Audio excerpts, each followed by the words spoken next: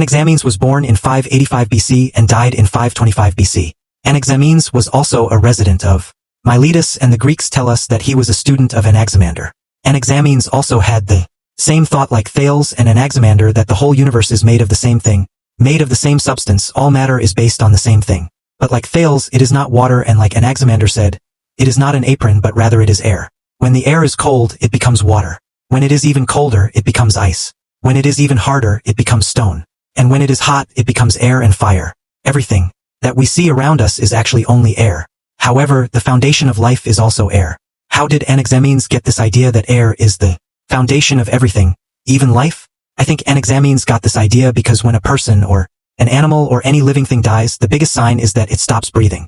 This was probably the reason why Anaximenes thought that the soul of a person or anything is basically air. Like Thales, Anaximenes thought that the world was floating. But like Thales, Anaximenes thought that the world was floating on water. But like Thales, Anaximenes thought that the world was floating on air. Therefore, when the height of the air is low, it causes earthquakes. Not because of the height of the water, but because of the air. Like his teacher Anaximander, Anaximenes also thought that the sun and the moon were made from the same matter. This was a very big thing to say, because at that time no one knew what the sun and the moon were made of.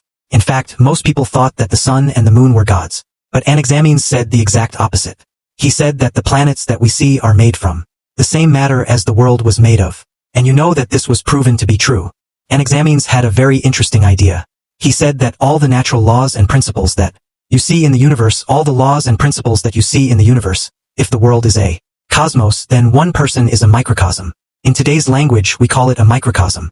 Anaximenes took the law of unity of opposites from his teacher Anaximander. He said that we see in the world that there is a contradiction of opposites everywhere. But as a result of this, Anaximenes said that there is a continuum of change. That is, the change that we see in this world is due to the contradiction of opposites.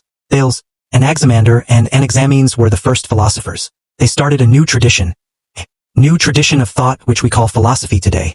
And this is the reason why there are 3 such craters on the moon whose names are Thales, Anaximander, and Anaximenes.